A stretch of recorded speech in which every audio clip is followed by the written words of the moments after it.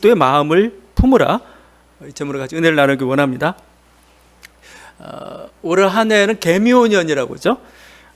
우리는 띠가 중요한 것 같아요. 토끼띠입니다. 근데 이게 띠라는 게 참 동양의 이런 철학들이 좀 재미난 게 뭔가 상징하는 바도 있고 뭔가 어떤 한 해의 어떤 흘러가는 방향이나 한 사람의 어떤 뭐랄까 품성 그런 것들 좀 결정하는 게 좀 있긴 있는 것 같아요. 약간. 근데 토끼는 다복하죠. 안전하고 뭔가 풍요롭다 이런 건데 여러분 금년 한 해가 이렇게 안전하고 풍요로운 그런 한 해가 되기를 바랍니다. 일반적으로 쥐나 토끼는 작아요. 작고 굉장히 연약한 것 같은데 실제 보면은 자기 영역 확보를 잘합니다. 내 영역 확보를 잘하고 제가 예전에 토끼굴은 아니고 쥐굴을 한번 이렇게 구멍도 막 팠는데 정말 놀랐어요. 곡식들이 얼만큼 안에가 쟁여져 있는 걸 보면서 쥐띠는 근본적으로 좀 이렇게 잘 살고 토끼띠도 마찬가지입니다. 자기 영역 확보 잘하고 안전하게 자기 확보를 하고 있고 창고에 먹을 걸 가득 쌓여 있죠. 토끼는 또한 영민하기도 하죠. 굉장히 지혜롭습니다. 이게 어떻게 하는지 모르겠는데 지능 테스트라는 게 이걸 어떻게 하는지 모르겠는데 토끼 지능이 한 50 정도 됐는데 거북이는 한 20 정도밖에 안 된다고 그래요. 그러니까 거북이가 토끼를 이길 수가 없죠.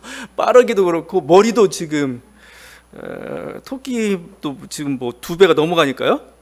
하여튼 우리 동화나 이런 의식 속에서는 토끼는 꾀가 많고 영민한 동물로 이렇게 알려졌습니다.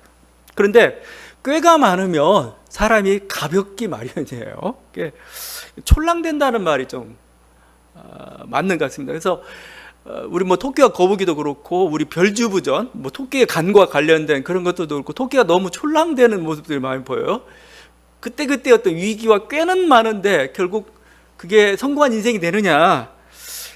그건 아닌 것 같아요. 그래서 우리가 지혜나 어떤 지식, 꾀도 중요하지만 더 중요한 건 뭐냐? 마음입니다. 마음이고 태도가 더 중요합니다. 그래서 우리 스티븐 코비가 썼던 유명한 책이 성공하는 사람 7가지 습관이잖아요. 습관.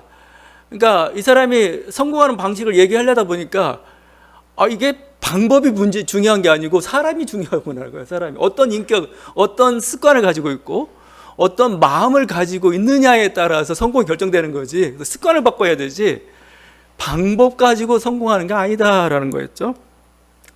마찬가지입니다. 정말 인간의 꾀라는 것은 한계가 있어요. 아무리 지혜, 지식을 해도 다 알 수가 없습니다. 그런데 차라리 꾀 대신 진중하게 그 자리를 지키고 있고 또 자기 목표를 끊임없이 도전할 때 수가 생겨요. 그게 차라리. 그래서 사실은 의지나 마음이나 태도가 사실 굉장히 중요하다는 겁니다.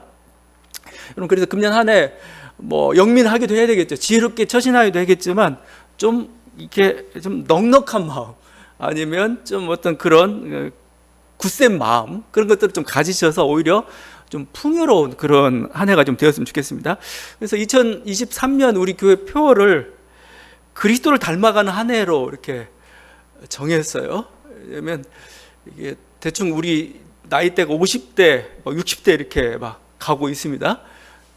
그 주력이 좀 그렇게 됐죠. 근데 50대란 나이가 굉장히 인격적으로 이제 자기의 거친 모습을 다 드러내는 그런 시기가 되었어요. 그래서 우리 좀 그리스도의 모습을 좀 닮아가는 그런 한 해가 좀 되었으면 좋겠습니다. 넓은 마음, 자유로운 마음, 긍정적인 생각, 좌절하지 않는 굳센 의지, 진리에 대한 열정, 꿈과 믿음에 대한 확신, 그리고 인간과 자연을 향한 사랑, 이 모든 것들의 마음이라는 요소, 그리스도의 마음 속에 담겼죠.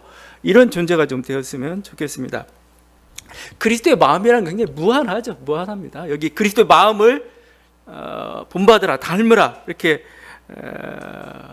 얘기를 하고 있는데 물론 그리스도는 하나님이니까 당연히 그 마음이 넓고 무한하겠죠.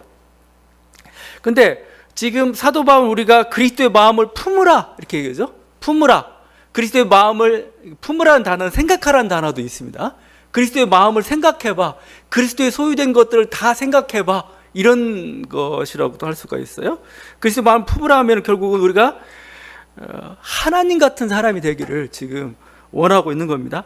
물론 능력이나 어떤 그 신체 뭐 여러 가지 조건 가지고 하나님처럼 될 수는 없어요. 그런데 마음은 하나님처럼 될 수가 있습니다. 그게 지금 사도 바울 우리에게 요구하는 바고, 그래서 자꾸 마음, 영이라는 걸 굉장히 많이 강조를 하죠. 우리 마음은 하나님처럼 될 수가 있습니다. 그래서 이게 우리가 하나님처럼 됐을 때 우리의 마음이 얼마나 넓고 자유로울까 이거예요. 하늘을 품은 자의 그런 어떤 위대함은 우리 고전이 잘 보여주는 것 같습니다. 오늘 고전 얘기 좀 많이 할 것 같은데, 고전의 대표적인 게 장자죠. 노자 장자인데 거기에 우리 인생관들이 사실은 다 스며 들어가 있고, 이게 사실은 제가 보니까 어떻게 보면 그리스도의 마음 같아요. 이게 그리스도의 고전 그 장자를 읽다 보면 그 첫 편이 소요유입니다. 소요유. 제목이 소요한다는 거예요. 소유 해가지고 이렇게 한가롭게 자유롭게 아주 유유자적하게 이렇게 걷고 있는 그런 모습입니다. 자유자재하다는 거예요. 하늘을 품은 사람은 매우 큰 사람이고 매우 위대한 사람이고 자유로운 사람입니다. 지금 장자가 지금 얘기하고 있는 것은 그런 인간이 되기를 원하고, 그게 도를 깨달은 자, 지금 다른 식으로 얘기하면 그리스도의 마음을 품은 자의 모습이다. 저는 그렇게 얘기하고 싶어요. 근데 이게 장자가 뛰어난 게 이걸 그림으로 그려줬어요. 이미지로. 자, 이렇게 위대한 사람, 그리스도의 마음을 품은 자의 모습이 어떤 거냐라고 하는데 이렇게 얘기합니다. 북해라는 곳에 엄청 큰 물고기가 있었습니다. 그 이름이 곤입니다. 곤. 타자에 나오는 곤이 여기서 나왔나 모르겠는데, 물고기 이름이 곤인데 얼마나 큰지 수천 리에 해당하는 그 정도 크기입니다. 엄청나게 합니다. 근데 이 곤이 변화해서 새가 됐습니다. 새인데 그 새 이름이 붕입니다. 붕. 근데 붕도 엄청 커요. 그래서 그 등 넓이만, 날개를 탁 폈을 때 등 넓이만 해도 수천 리에 해당하는 그런 날개를 가지고 있고, 그 날개를 쫙 펴고 이렇게 막 날아다니면 온 하늘이 빽빽한 구름처럼 이렇게 온 하늘이 다 뒤덮습니다. 그리고 한번 차고 오르면은 파도가 삼천리에 이렇게 솟구칠 정도까지 그런다는 거예요. 회오리 바람을 타고 가는데 9만리를 한 번에 샥 날아오릅니다. 여러분, 여기 제가 곤, 붕, 삼천리, 9만리 전부 장자에 나온 얘기예요. 삼천리 자전거가 제가 물어봐야 되겠네. 어디서 나왔냐면 아마 그 삼천리일 것 같아요. 파도를 탁 치고 파도가 삼천리를 탁 친다는 겁니다. 9만리를 날아가고, 대단한 친숙한 언어죠. 그 장대한 스케일, 그러니까 그리스도의 마음, 하늘을 품은 자, 도를 깨달은 자의 마음이 이렇게 가볍지 않다는 겁니다. 그냥 가볍지 않죠. 그리고 그런 자가 뭔가 세파에 조그만 것들에 어떤 조그만 바람에 회오리에 전혀 흔들림이 없죠. 그냥 유유자적하게 자기 길을 굉장히 자유롭게 이렇게 날아가고 있는 사람, 그렇게 위대한 존재. 지금 장자가 지금 뭐 신에 대해서 얘기하고 있는 거 아닙니다. 도를 깨달은 자의 모습이 이렇다는 겁니다. 실제 지금 사도 바울이 얘기했던 그리스도의 마음을 품었을 때 우리의 모습이 저는 이렇게 자유롭게 되고 저렇게 위대하게 될 거라고 저는 생각을 해요. 그래서 사도 바울이 얘기하잖아요. 아무것도 없는데 불구하고 내게 능력 주신 자, 내가 모든 걸 할 수 있다 이거죠. 모든, 내가 뭐 비천해나 아니면 내가 풍부해나 다 처할 줄도 알게 되었다. 다 이런 것들은 뭐냐면 이 넓은 마음을 가졌기 때문에 모든 걸 다 수용하고도 남을, 그리고 세파의 어떤 위력이나 어떤 재물, 이것 때문에 흔들리지 않는 그런 모습을 보여주고 있습니다. 근데 이런 그 붕의 모습을 옆에서 매미하고 비둘기가 보고 있었어요. 그래서 막 비웃습니다. 저게 뭐야? 저 괴상 괴물처럼 생긴 게. 알 수가 없죠. 자기들은 그 촐랑대는 조그만 그 바람 하나에 흔들리는 사람들인데 그런 모습하고는 도무지 비교가 안 되죠. 여러분, 다시 한번 그리스도의 마음을 닮아가는, 그래서 그 넓은 마음, 그 자유로운 마음을, 그리고 그렇게 굉장히 묵직한 그런 마음을 가진 그런 한 해가 좀 되었으면 좋겠습니다. 그러면 하나님, 그리스도의 마음이 이렇게 이렇게 넓고 위대한 것은 무엇 때문에 그랬을까? 물론 하나님이기 때문에 그렇지만 하나님의 어떤 모습이 그렇게 위대하게 만들었을까? 여기 오늘 말씀에서는 비웠다는 단어의 답이 있죠. 비웠다. 자기를 비웠다. 7절이죠. 자기를 비워. 여기 비워라는 단어가 케노입니다. 케노 해가지고 여기서 케노시스란 말을 씁니다. 케노시스. 이것을 빌립보서 2장 6절부터 11절까지를 케노시스 기독론 이렇게 표현합니다. 대단한 그 그리스도에 대한 찬양이죠.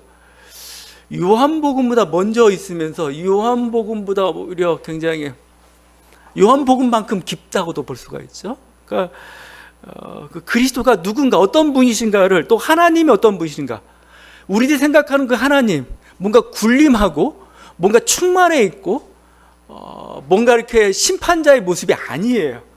비우고 낮추고 낮아지고 이런 모습이죠. 그래서 이게 비웠다. 하나님은 어떤 분이냐? 비우는 분입니다. 비우는 분이 우리의 하나님이세요. 보통 우리가 하나님 생각에 항상 충만이죠. 충만함 자의 충만. 플레로마라고 해가지고 항상 옛날 고대 종교나 이런 데서 항상 뭐예요? 신을 얘기할 때 항상 충만함을 얘기해. 가득 차 있는. 이 연장선상에서 옛날 그 물리학이 자연 법칙들이 발견됐는데 그들도 우주가 뭔가 가득 차 있을 거라고 생각했어요. 에테르라는 물질로 가득 차 있을 거다. 그 신의 연장, 뭔가 비어 있으면 이것은 부족한 거고 결핍이고 신이 아닌 거예요. 근데 우리 주님은 비우시는 하나님으로 이렇게 나타나고 있습니다. 근본 하나님이신데 하나님됨을 포기하시는 분, 권리나 영광을 주장하시는 하지 않으시는 분. 그래서 저는 이걸 절대 자유라고 할 수가 있습니다. 절대 자유에는 뭐예요?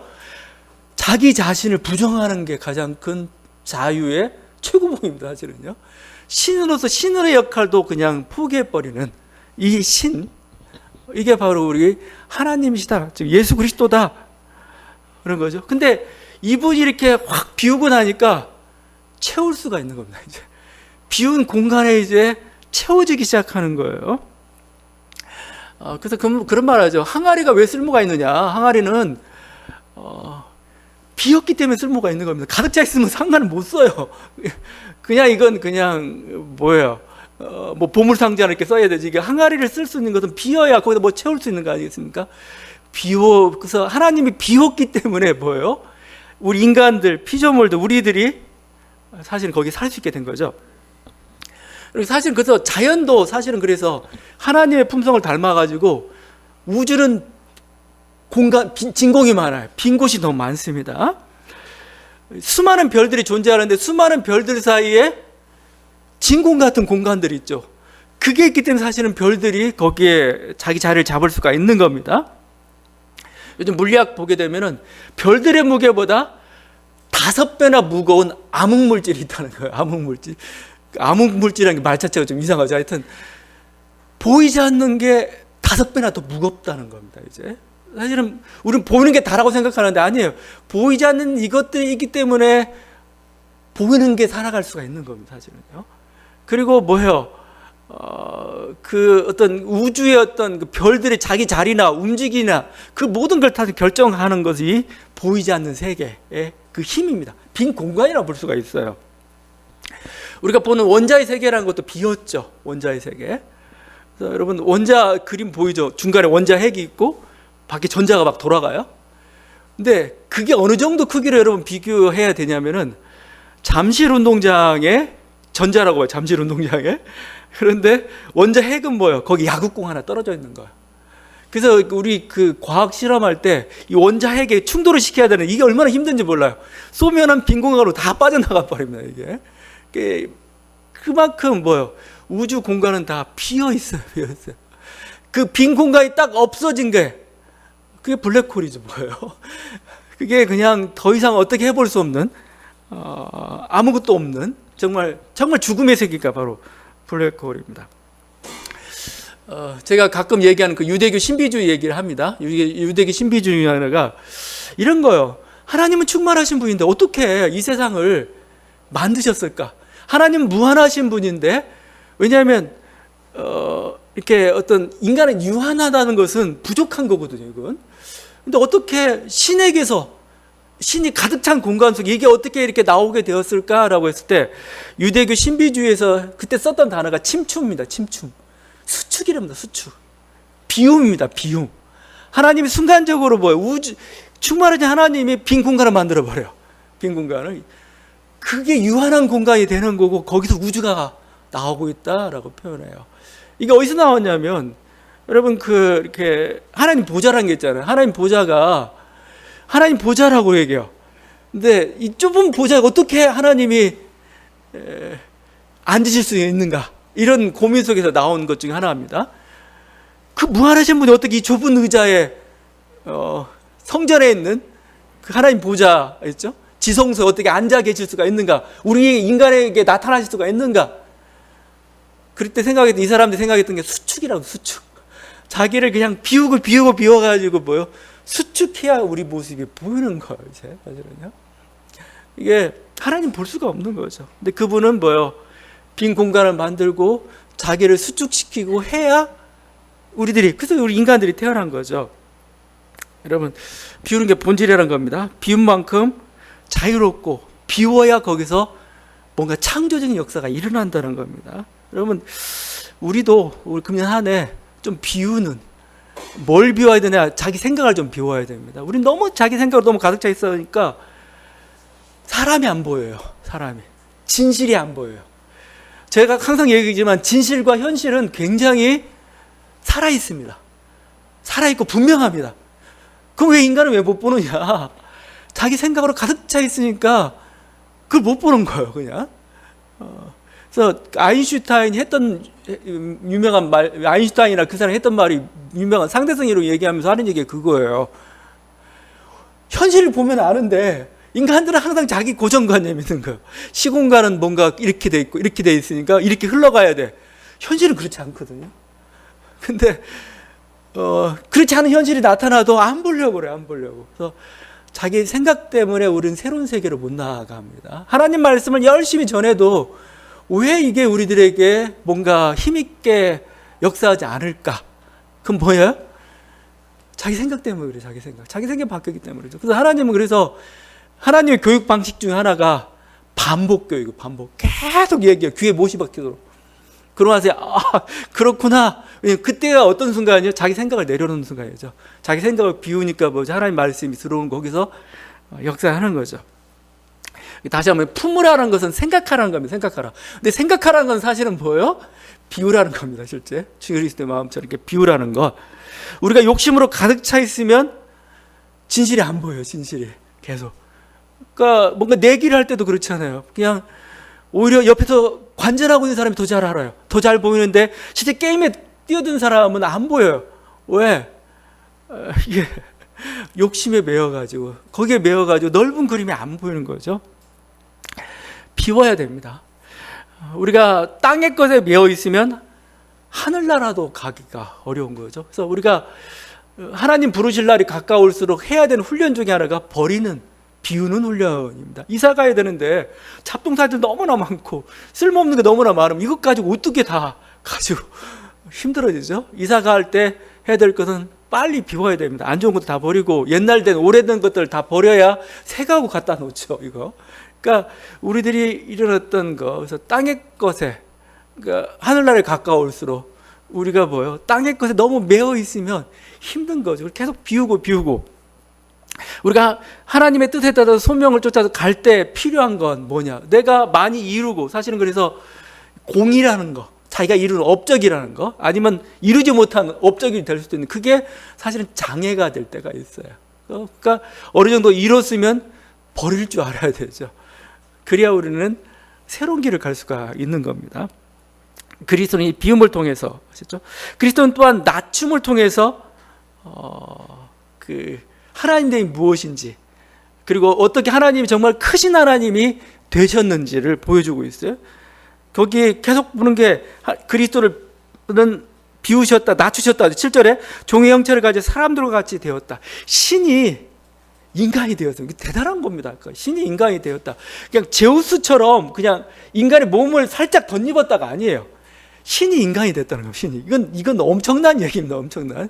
신이 자기 신의 권리를 포기해버리고 뭐예요? 그냥 인간이 되셨다. 스스로 피조물이 되었다는 겁니다. 8절에도 이어지죠. 사람의 모양으로 나타나셨음에 자기를 낮추시고, 사람의 모양으로 나타났는데 왕으로 태어난 것도 아니었어요. 마구간에 태어났죠. 가난한 어떤 그 부부의 그런 그 자녀로 이렇게 태어났죠. 그냥 가난한 직업을 갖추셨죠. 또 그 공생의 기간 동안에도 계속 강조하셨던 게 섬김이죠. 한없이 낮아지셔가지고 뭔가 이렇게 자기 제자들을 섬기고 사람들을 섬기고 이런 모습. 그러면서 죽는 모습도 가장 비참한 모습으로 죽었습니다. 그래서 십자가보다 더 낮은 곳이 없어요. 골고다의 십자가 가장 낮은 곳이다. 이게 보네파가 했던 말입니다. 저 골고다의 십자가, 골고다가 이 세상에 가장 낮은 곳이다. 그죠? 주님은 낮아질 대로 가장 낮은 곳까지 이렇게 내려가셨던 분입니다. 근데 낮아지셨기 때문에 사실은 모두를 다 살리셨던 거죠. 하나님이 낮아지시니까 우주에 평화가 오기 시작했습니다. 왜냐하면 하나님이 자기의 권능과 권리를 주장하면서 그럼 뭐예요? 심판이죠. 때리는 거죠. 막. 근데 그 길을 포기하신 겁니다. 포기하시고 그냥 자기가 매맞고 자기가 그냥 섬기는 종으로 그냥 가겠다 했을 때 사실은 모든 인간이 살아난 놀라운 일들이 일어났죠. 그래서 예수님은 저는 그래서 동양에서 얘기하는 상선약수라고 하죠. 하여튼 물과 같은 존재가 저는 예수님의 모습을 가장 잘 설명하고 있고, 이 케노시스 기독론을 가장 잘 설명하는, 물이다 물. 예수님은 왜냐하면 물은 가장 낮은 곳으로만 내려갑니다. 그래서 낮은 곳 산이 있으면 사는 거 공격하죠. 돌아가요. 웅덩이가 있으면 다 채우기까지 기다려요. 돌멩이 있으면 또 채워가지고 넘을 때까지 기다립니다. 그렇게 해서 내려가고 근데 내려가면서 이 물이 뭐예요? 생명을 살리죠. 그냥 생명을, 그 땅에 있는 모든 생명들을 살려내고 결국은 바다까지 이르죠. 바다. 근데 지금 지구에서 가장 강력한 피조물은 뭐냐? 바다입니다. 바다. 엄청난 파워를 가지고 있죠. 왜 바다가 저렇게 큰가? 가장 낮은 곳에 있기 때문에 그런 거죠. 가장 낮은 곳으로 내려가셨고, 그 다음에 그 낮은 곳에 계시면서 뭐죠? 정말 그 대륙에서 내려오는 그런 온갖 똥물과 뭔가 모든 더러운 것들을 다 받고 계세요. 받고서 바다, 우리 홍수 때 한번 그 물 흘러가는 거 보세요. 온갖 오염의 그 황토물이 막 흘러가는데 어느 순간에 지나고 나오면 또 깨끗해져 있습니다. 왜 그랬을까요? 바다가 그 황토물을 다 받아줬으니까. 그리스도가 우리의 모든 것들을 다 받아주십니다. 그러니까 우리는 모든 죄와, 우리는 실수와 뭔가 하여튼 욕망이 실현이 안 되고 이런 어떤 답답한 데를 많이 가지고 있고, 그래서 막 분노를 내뱉기도 하고 막 그런데 그걸 받아주는 사람이 없으면 폭발하고 말 거예요. 근데 그리스도가 다 받아주세요. 하나님 우리를 다 받아주세요. 그게 기도인 거죠. 기도. 너희 짐을 모두 다 맡겨버리라 이거죠. 너의 짐을 내가 지고 가겠다 이거죠. 하나님 이렇게 낮은 곳에 계시기 때문에 우리가 다 인간이 살 수가 있는 것이죠. 주님은 우리에게 똑같이 나처럼 낮아지라고 얘기합니다. 너희 중에 누구든지 크고자 하는 자는 너희를 섬기는 자가 되고, 너희 중에 누구든지 으뜸이 되고자 하는 자는 모든 사람이 종이 되어야 하리라. 종이 되라. 섬기는 자가 되라. 참 이거 현대인들은 참 싫어하기. 현대인들은 권력을 좋아하죠.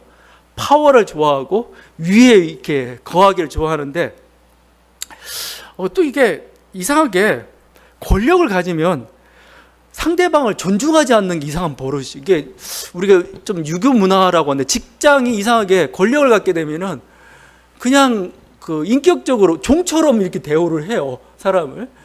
그냥 나는 노동을 제공했을 뿐이에요. 그냥 당신은 노동에 대한 대가로서 월급을 주기로 한 거고, 이 관계일 뿐인데 갑자기 인격적으로 나보다 밑에 있는 사람처럼 취급을 하고, 그렇게 이 권력이 가지고 있는 그 아주, 서구는 조금 그래도 덜한 편인데 우리 사회는 굉장히 좀 심하죠. 우리가 다시 한번 이런 어떤, 주님은 원하시는 것은 우리들이 권력을 행사하는 자가 아니고 권력을 가지고 있지만 뭐요? 섬기는 자가 되라. 이게 정말 위대한 거죠. 이게 가장 강력한 힘을 가지고 있는 겁니다. 이게 우리 대통령이 좀 들어야 돼요. 지금 파워를 가지고 있다고 해서 그거 그대로 써버리면 안 됩니다. 그거. 오히려 가지고 있음에도 불구하고 이것을 절제하고, 이거 뭐죠? 이것을 정말 섬기는 것을 활용할 때 그게 위대한 거예요. 이게. 이건 정말 직장에서뿐만 아니고 정치뿐만 아니고 부모와 자녀 관계 사실 좀 필요한 얘기를 하고 생각합니다. 이제 부모와 자녀도 자녀도 자기가 오랫동안 자기가 했기 때문에 부모가 권력 관계에 있는 겁니다. 그래서 이제 어느 정도 컸으면 이제 권력 관계가 아닌 거죠. 그야말로 동등한 인격으로서 아니면 섬기는 종으로서 우리가 좀 봐야 되는 거죠. 자녀의 생각이 중요할 때가 있습니다. 자녀의 소원이 중요할 때가 있는 거고, 그걸 존중해주고, 뭐죠? 이게 섬기는 건지 뭐겠어요? 그럴 때 같이 산다라는 게 지금 주님의 말씀입니다. 이게 사회적으로도 필요해요. 사회적으로도 이렇게 계속 우리가 이렇게 고착돼 있으면 안 됩니다.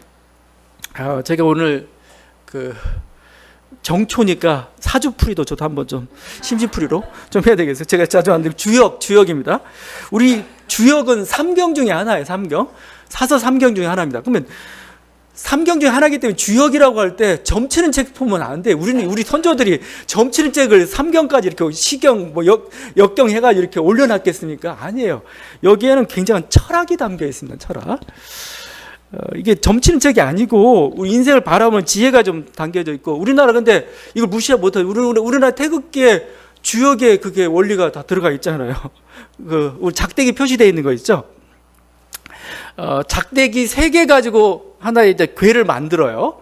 그래서 작대기 보통 3개가 이렇게 이어진 것, 아니 끊어진 거 있잖아요.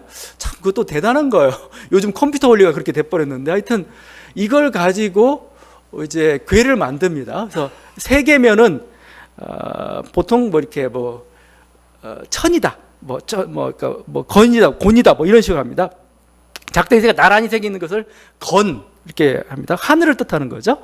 반대로 다 끌어져 가지고 이렇게 3개가 된 것을 잘라진 막대기 3개를 곤이라고 합니다. 곤. 땅이란 뜻을 가지고 있습니다. 그래서 이렇게 3개를 가지고 이렇게 여러 가지 것들을 조화시키게 되면 8개씩 나오겠죠.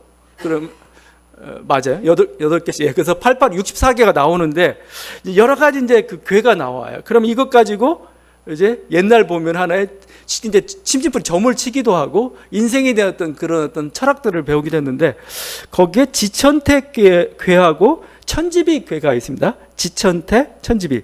지천태는 뭐냐면 하늘 있죠. 하늘이 하늘이 밑에가 있어요. 땅이 위에가 있습니다. 건이 밑에가 있고 곤이 위에가 있는, 하늘이 밑에가 있고 땅이 위에가 있어요. 여러분 이 그림 보면 이 그림 보면은 굉장히 안 좋아 보이잖아요. 그런데 이 궤에 대한 풀이는 뭐냐면 길하고 형통하다 합니다. 길하고 형통하다. 왜 길하고 형통하냐? 하늘은 항상 위로 추세솟는 경향이 있어요. 땅은 항상 밑으로 꺼지려는 경향이 있습니다. 그게 뭐예요? 이걸 반대로 놓게 되면 어떻게 됩니까? 조화를 이룬 겁니다. 뭐죠? 하늘에 있는, 높이 있는 땅은 밑으로 가려고 하고, 하늘은 위로 올라오면 둘이 만나는 거죠. 그래서 우리 몸도 항상 그런 얘기 하잖아요. 항상 따뜻한 것과 찬 것이 서로 교차가 돼야 건강하다 합니다. 네. 심장이 뜨거운 기운이 밑으로 내려가야 돼요. 근데 위로 막 올라가려고 하면은 뭐예요?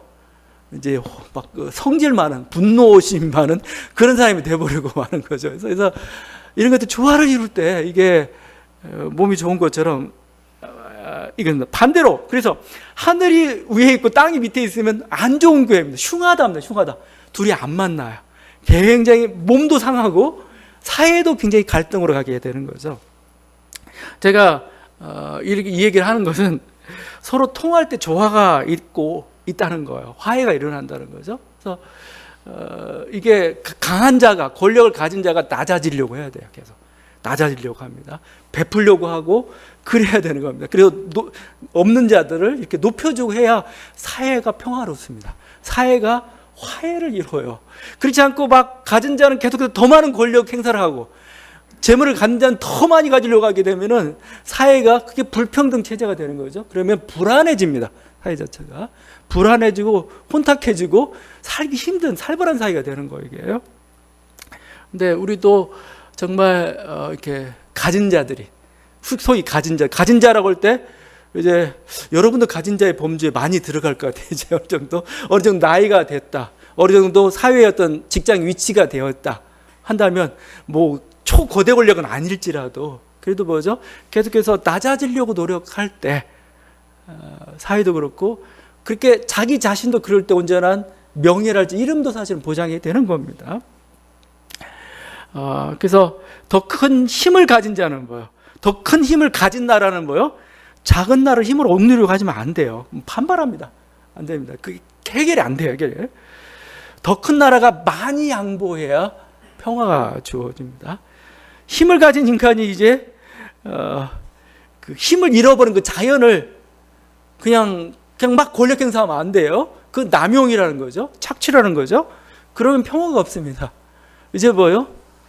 자연은 힘이 없어요. 여러분 힘을 다 가지고 있어요. 옛날 고대 사회는 그렇지 않았어요. 반대였습니다. 하나님 그러니까 뭐예요? 니네가 자연을 정복하라는 명령을 내렸어요. 근데 지금은 역전이 돼버렸어요. 인간이 이제 정복자예요. 자연은 이제 피정복자입니다. 근데 여러분이 계속해서 나는 하나님 정복하라고 해서 계속 정복하겠다 가게 되면은 뭐예요? 이제 자연은 파괴되는 거. 그럼 같이 죽어요. 예. 인간은 자기의 권력들을 내려놔야 됩니다. 내려놓고 양보하고 포기하고 자연을 높여줘야 돼요. 그래야 우주가 조화를 이루며 평화를 이루어갈 수가 있습니다. 하나님도 우리에게 양보하고 있습니다. 하나님 우리를 심판하지 않죠. 우리를 판단하지 않습니다. 하나님 힘쓰면 우리는 죽죠. 네? 하나님 우리를 높여주시고 그냥 인정하시고, 요한복음에서 계속 하시는 주님의 말씀이 뭐 내가 너희를 심판하러 온 거 아니다라고 표현하고, 심판하러 온 거 아니다. 너희 그냥, 그래서 여러분 어떻게 보면은 하나님 앞에 우리는 당당해도 좋습니다. 왜냐면 우리는 약자니까. 괜찮아요. 하나님 우리는 당당해도 좋습니다. 하나님이 뭐 그 자세 지금 오시고 계시니까 그냥 하나님에 대해서 너무 무섭게 생각하지 말고 그분은 낮아지시는 분이십니다. 그냥 여러분 그냥 요구하고 떼쓰고 괜찮아요. 그냥 뭔가 잘못했더라도 그냥 좀 이번 실수해서 용서해달라고 이렇게 얘기하고 그럼 하나님 용서해주고 막 그렇습니다. 자, 그런데 다른 인간을 향해서 그렇게 해서는 안 됩니다. 타인을 향해서는 하나님 앞에는 그렇게 했을지 모르겠지만 다른 인간을 향해서는 뭐 우리가 더욱더 낮아지고 비우고 섬겨야 되는 거고, 그래야 뭐 우리가 더 우리 또한 자유롭고 우리가 모두가 다 살아갈 수가 있는 겁니다. 다시 한번 금년 한 해가 우리가 그리스도를 닮아감으로써 우리 안에 온전한 자유함, 우리가 더 큰 사람이 되고 또 세상도 온전한 평화와 화해가 있기를 간절히 바랍니다. 기도하시겠습니다.